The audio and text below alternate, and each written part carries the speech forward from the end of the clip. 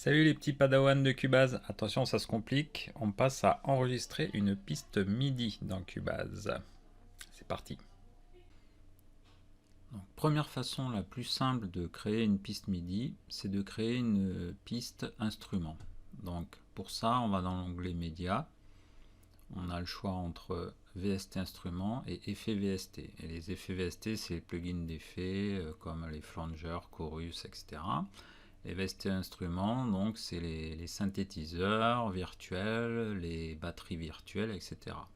Alors justement, on va choisir une batterie virtuelle qui est livrée avec Cubase. Donc on clique sur VST instruments et Cubase nous donne la liste de tous nos instruments virtuels. Donc je vais dans Drum et je choisis Groove Agent. Je clique dessus, je laisse mon doigt appuyé sur le clic gauche de la souris et je fais glisser mon instrument vers la liste des pistes ici.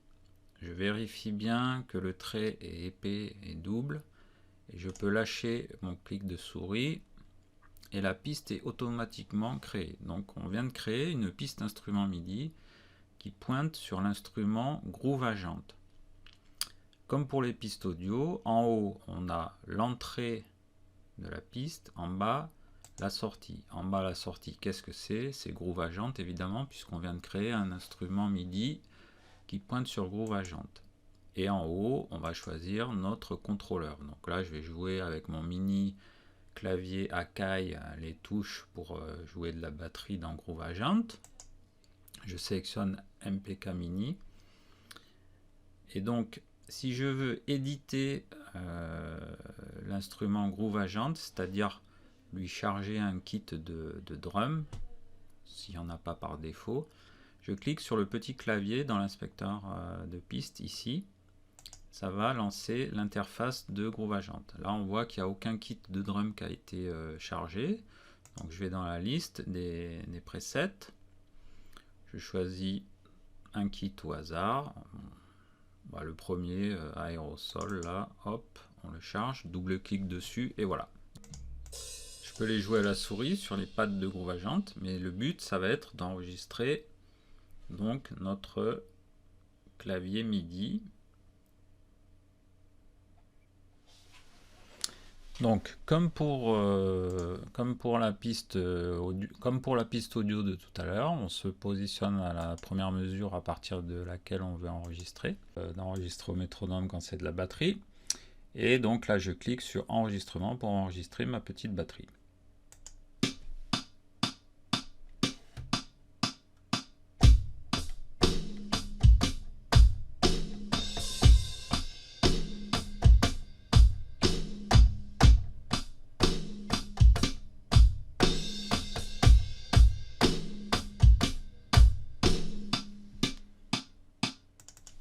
Et voilà, on a enregistré notre piste MIDI. J'enlève le métronome, on écoute.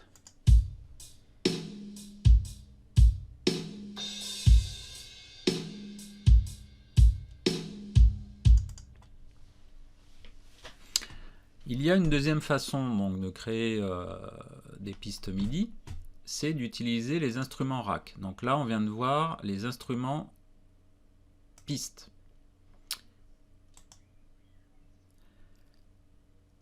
C'est comme si j'avais cliqué droit dans ce petit espace où il n'y a pas d'icône et que j'avais fait ajouter instrument de piste. Donc là, on l'a fait dans l'onglet médias directement dans la liste des VST instruments.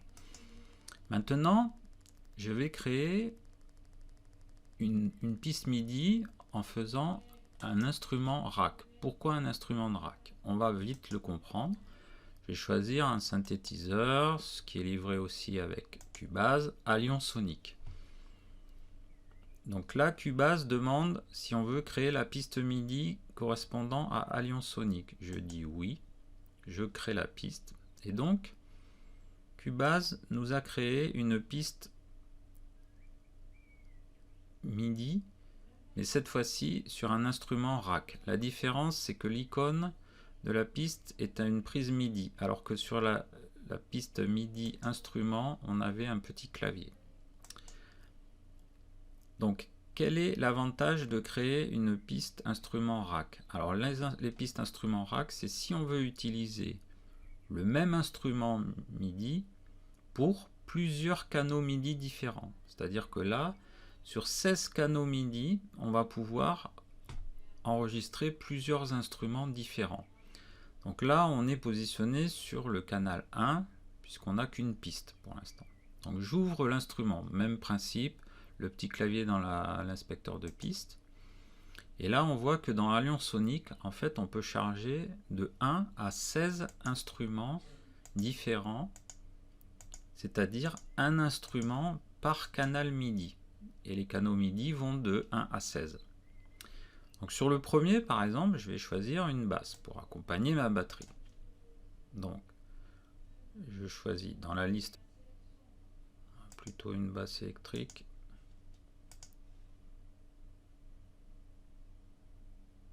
Finger, la première, voilà.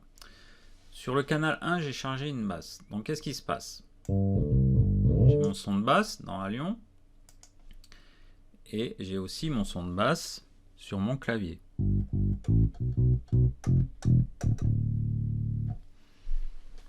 Maintenant, l'avantage de l'instrument rack, c'est que je vais pouvoir créer plusieurs pistes MIDI qui vont jouer Allion Sonic SE. Donc clic droit, dupliquer piste. Je crée là exactement la même, une copie de la piste d'en haut à l'identique, c'est-à-dire qu'en sortie, je vais encore avoir Allion Sonic SE, mais cette fois-ci, je vais choisir le canal 2. Donc du coup, si j'actionne mon clavier, ça va rien jouer là, parce qu'on n'a pas chargé d'instrument sur le canal 2. Je réouvre Allion Sonic, donc j'ai ma basse sur le canal 1, je me positionne sur le canal 2 et je choisis un autre instrument. Donc on va prendre une guitare par exemple, ou un keyboard, un clavier, électrique piano, 1, voilà. Donc là maintenant, j'ai un piano sur le canal 2 de Allion Sonic SE. Donc si je joue mon clavier, maintenant, j'ai un son de piano. Je reviens sur la piste 1.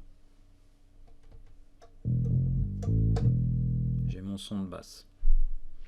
Et du coup, ça me permet d'utiliser un seul instrument, Allion Sonic, pour jouer jusqu'à 16 instruments différents. C'est l'avantage du instrument de rack. Voilà. Par rapport à instrument de piste. Alors il faut savoir qu'on peut créer avec n'importe quel VST instrument, on peut créer une piste instrument, c'est-à-dire une seule piste, comme on a fait pour Groove Agent. Donc par défaut, ça va être le canal 1, on peut choisir n'importe quel canal, hein, mais par contre, on ne pourra jouer qu'une fois sur une seule piste l'instrument. Quand on choisit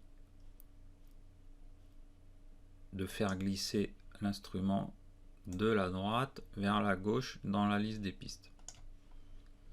Alors que si on est dans le rack VSTI et qu'on fait clic droit, ajouter instrument de rack, là on peut choisir aussi son instrument et Cubase demande à créer une piste.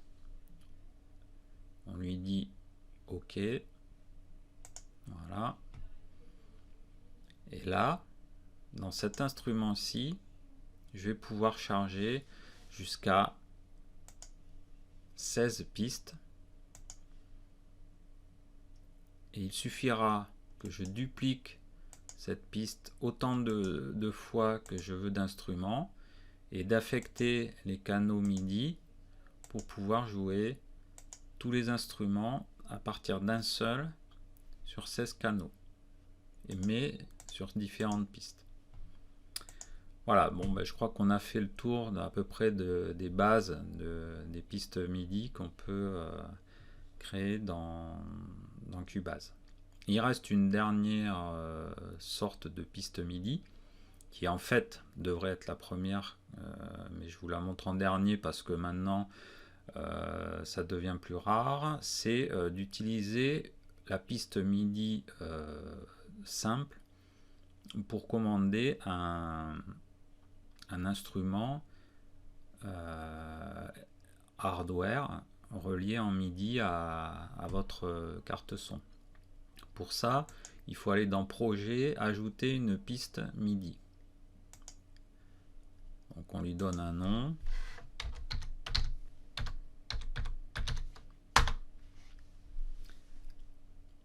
Cette piste-là, par défaut, elle n'est affectée à rien. Mais si vous avez un instrument MIDI,